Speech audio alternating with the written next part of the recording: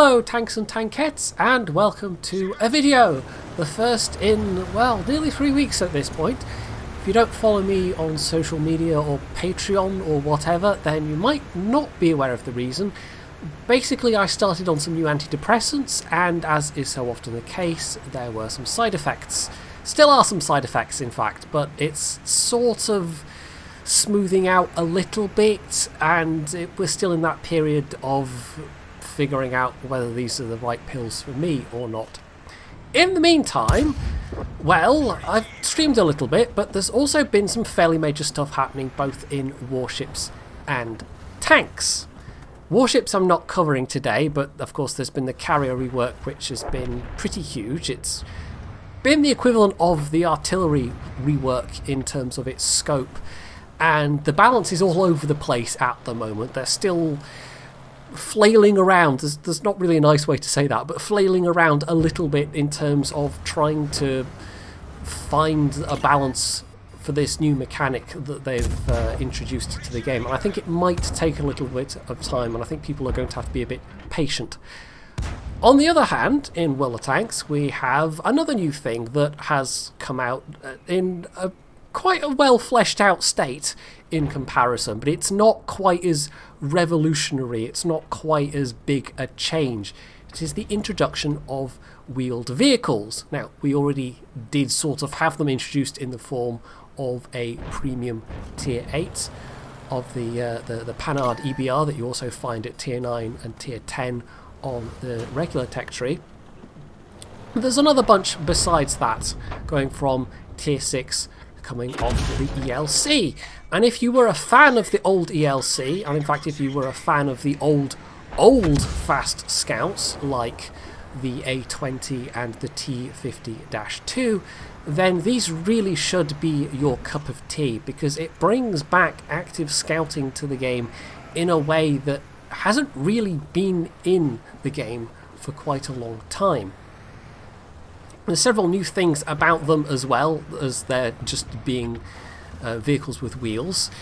They have two different modes of travel, or at least they do from tier 8. This is the tier 7 being driven by San here, and it doesn't, but you'll see it in the next two replays. Basically, you can select between either going really fast or having more maneuverability. There's another couple of things besides. There's a different type of lock-on for these vehicles, and they also have the ability to rev the motor, essentially.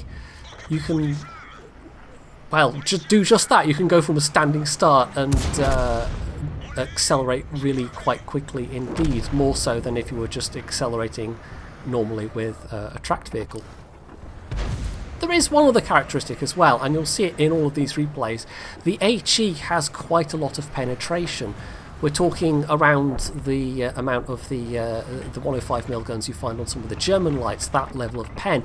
But it's listed as just being regular HE shells. It's not high explosive plastic or anything like that. So this is entirely a balancing thing on Wargaming's part. And so you will see people using quite a lot of HE in-game, because it, generally speaking, does around, if not more than, twice the amount of, or it has more than twice the amount of penetration as the equivalent caliber HE shells on the French lights, and indeed the lights on most other lines. So that makes it really quite a useful thing against thinly armoured targets, and for this kind of matchmaking, I mean, San is in a tier 9 game, but there's still going to be plenty of things he can pen with this, so you'll see him using a fair bit of it, and indeed, as I've said, in the next two replays. It's still HE subject to the 25% plus minus RNG rolls, of course, so sometimes it won't pen and it'll just splash for a little bit of damage instead. So, to talk a bit about this game itself, we've seen some action in the middle already, and that 12T I think was supporting San very well. He had a nasty moment where that what was it, the WZ scout rushed him, and that could have been not nice for him at all, because none of these wheels vehicles have particularly great DPM. But with the aid of the 12T, he's still lost some health, but he's very much also still in the running. You can see he was maybe looking to flank out a bit wider there, but unfortunately that S1 has spotted him and put paid to those plans. The 12T, meanwhile, on the other side, sneaks up and kills the T25/2, and was perhaps banking on the 30 staying where they are and not pushing down after him. But unfortunately, that gamble has not paid off. The 30 is taking the bait, as it were, and it results in the death of the 12T, but that 30 is now in a really bad position in an immobile tank. Now unfortunately the Batchat that was here also gets taken out, and his team is being thinned out a bit at this point. The northwest corner, it did get won by the enemy team, and probably largely in part because we have an Emil 2 who sat in the base on full health. Is not really what you want to see of a top tier heavy tank, and we will see a bit more of that Emil 2 later on. But yeah, they are now pushing down into the base and running into those few remaining tanks. But that gives San ample scope to poke around some more. He's got a lot more room to work with now in this map, and a lot more room to use his mobility.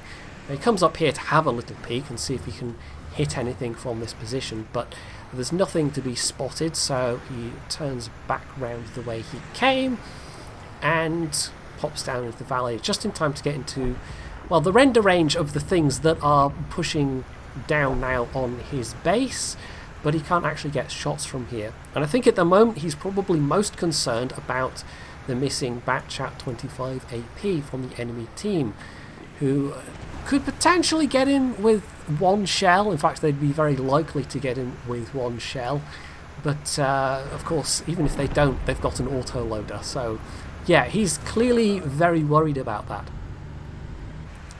Now at this point, the Emil decides to finally start doing something. They do have a bit of damage in this game. They in fact managed to place themselves about halfway up the team list, but considering that they're a top tier heavy who could have been in a very strong hull down position along the one line, considering that they camped back at base and spent most of the game sniping, yeah, he's not the kind of top tier heavy you want to see on your team.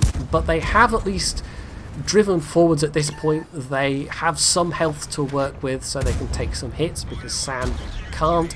And they're also benefiting greatly from the enemy team's top tier heavy tank also derping quite badly. They're just completely single-mindedly fixated on killing the artillery, which they did, but they've lost most of their health in the process.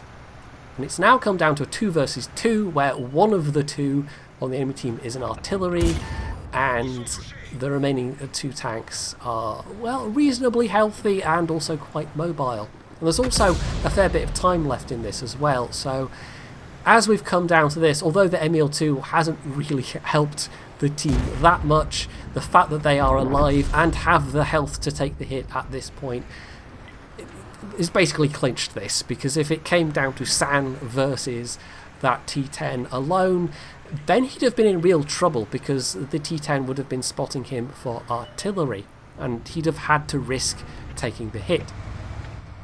So we've fast forwarded to San zooming across the valley, spotting the arty and getting quite unlucky with the HE there. I think that must have been a low pen roll. I don't think the back armour of the M12 is that good, although he could potentially have hit the back of the gun.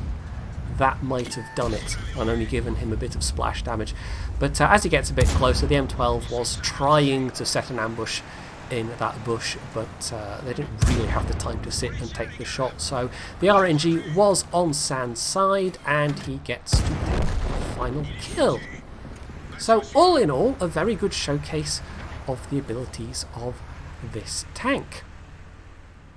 He ended that with an ace tanker, 3.5k damage dealt, a little bit of spotting and assistance as well, but that really wasn't the theme of this particular replay, although we will see some of that later on, and an Orlix medal for his efforts as well, which is for killing higher tier, is it tanks and tank destroyers? It's something like that.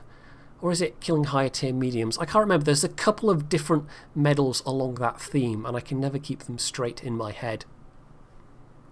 So there we are. turned a slight profit, 17k credits. Not a huge amount in the scheme of things, but overall not bad. Then we come to the tier 8, and this is Nian in the Lynx 6x6. This is the first of the regular vehicles, I think, that gets the mechanism, or am I wrong? Maybe it's just the Panhards that get it. Having said earlier it's tier 8 and above. I mean, technically that's true because there is the premium tier 8 Panhard, but I don't know that this does get the wheel mechanism. Actually no, I think it does. Yes, it does. I remember checking this out on tanks.gg, and it gives you a little symbol for it that lets you compare the two different modes. So yeah, it can basically raise and lower that middle wheel. So this is all going to be basically zooming around in a circle. I'll say these are actually the next two replays. They're both, well, this replay and the next replay are both from Nian. I decided to choose two of them because they both show, well, different tanks and also slightly different things. In this one, he's basically making an active nuisance of himself in this middle area between these two sides of this valley, and he's also able to use the gun depression to fairly decent effect here. But you'll notice he's got 26 of one APCR and 0 of the other, because it's both types of shells are APCR, the premium and the regular AP. That's all the premium APCR he's packing, but it's one of those things where it's a matter of degrees. The APCR, the premium APCR, only gives you the same amount of pen as the regular AP on a lot of the tier 8 heavy tanks. So it's not like it's a massive advantage. Anyway, the enemy Lynx takes the bait and comes down, not realising that, well, I guess not realising that there's also an LT down here as well, because otherwise why would they have done it? But in the process, Nian takes another hit from that T-44-100, and he's absolutely pushing his luck here. He's just basically trusting in the speed and trusting in his dodging skills. And I don't know if it was his intent to break away and come over to this side, but he does. Maybe it was just he decided it was a bit safer, given that the T-100 was definitely going to be aiming at him. But that gave him the opportunity to finish off that IS-3, and now he's going to head back with presumably the T-100, the T-44-100 rather, having their focus elsewhere. And he actually gets a nice shot on the move as well. His team is steadily pressing round the west at this point, so they're slowly closing the noose. And although there are a number of enemy tank destroyers still left alive, we know where a couple of them are. So at most there are going to be two on that ledge, that shelf that is just south of the enemy base. So basically he just has to stay alive. And the T-44 does decide to make a play for him, but it's not just him that's within firing range that is able to take shots. So with the assistance of, I think, the LT again, he is able to kill that T-44-100. And he's got a bit of assistance damage in this one so far as well, but this has been more about the damage done again, although I don't think he gets quite as much as the previous game. I can't actually remember. So a nice shot with the HE there. I think Nian is almost treating the HE as his regular ammunition, and then using the premium APCR for the tougher targets, which is not a bad way to do it. You're not going to make as many credits. In fact, you're probably going to lose credits, as Nian does in, I think, both of these replays. But yeah, still, if you have the credits to burn, you're either going to get the penetration with the HE and the extra damage that comes from the HE, or else you're getting the penetration, the extra pen from the APCR shells. And it's costing you a bit more, but it's not like it's giving you massive amounts of penetration for the tier. At the end of this replay, by the way, this is just pure silliness, zooming in the middle of 3 enemy tanks. And I mean, he took another hit, but coming out of it alive, yeah, pretty silly indeed. So they ended that one with a very nice victory and an ace mastery for Nian, along with a top gun. In fact, he also hit every single shell he fired in that one, which was quite nice. These tanks are very good at firing on the move. It's one of the specialities of these wheeled vehicles. And that was more than enough to put him at the top of the team. 1440 base XP, which is a very respectable result. And all in all, it's not surprising that this was an ace tanker. I do suspect Nian has free XP'd his way to... oh, there we go. He actually made some credits in this one. I do suspect he's free XP'd his way to the top of the line, though, as will, I'm sure, a lot of people that'll have been saving up their free XP. Because at the same time as submitting this, he also submitted several of the tier 10. And given the nature of this next game, commentary alone didn't really seem appropriate, so as I occasionally do, I'm going to pull out a bit of music. And there was a very obvious choice for this next replay, and I'm actually going to put the obvious choice version as a separate unlisted video in the video description. So if you don't like this particular bit of music, which I obviously think you're a heathen and a Philistine if that's the case, but if you don't, then there is a version with maybe more appropriate, but as I say, much more obvious choice. Anyway, without further ado, on with the final replay.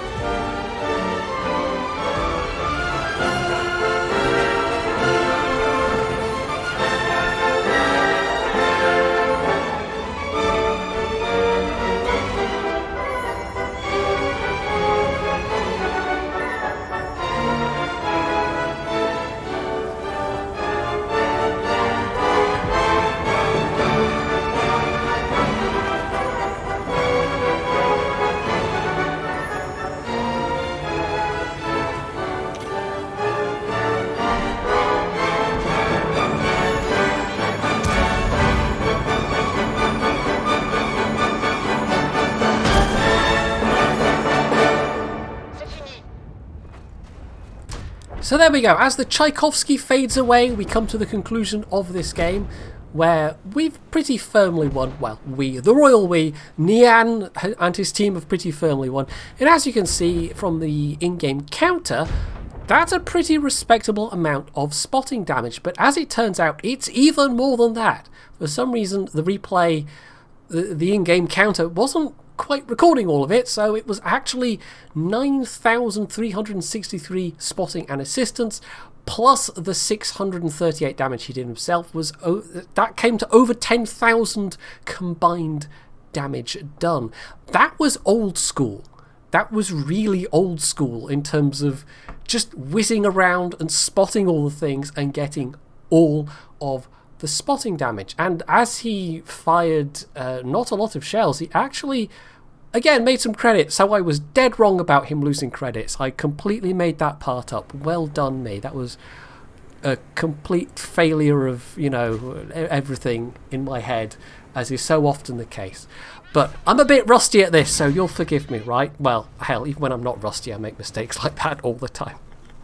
So yeah, I really enjoyed watching that one, and although there are certainly tracked vehicles in the game where you can get that kind of result, you wouldn't be able to whiz around the map in quite the same way, because they just don't have the traction, they don't quite have the speed, the sheer raw speed. I think this is the fastest vehicle in the game, and of course they also don't have the ability to just shrug off taking a shot to the wheels, because as we've seen through the course of these replays, you get shot in the wheels, it just repairs on the fly. It does impact your speed a bit, but to actually immobilize one of these vehicles, you've got to knock out at least half of their wheels in one go.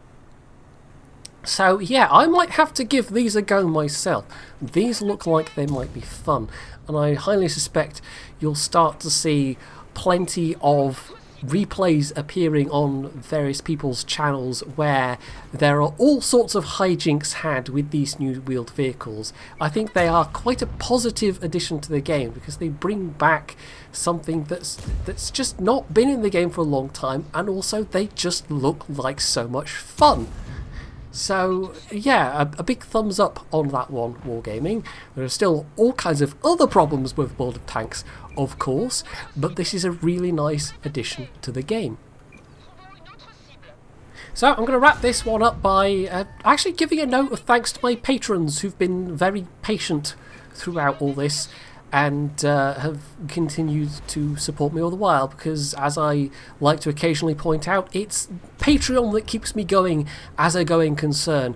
I get a bit from YouTube every now and then, and these days of course I also get a bit from Twitch every now and then, and I could actually probably stand to stream more always, but it's finding the time and energy as much as anything else. But yeah, it really is Patreon that pays the bills at the end of the day, so a big thumbs up to all those people that have stuck around. Anyway, hopefully you have enjoyed this video and my triumphant return, or well, some kind of return anyway. And if you have, you can do all the usual things down underneath it, and of course, as always, stay tuned for more.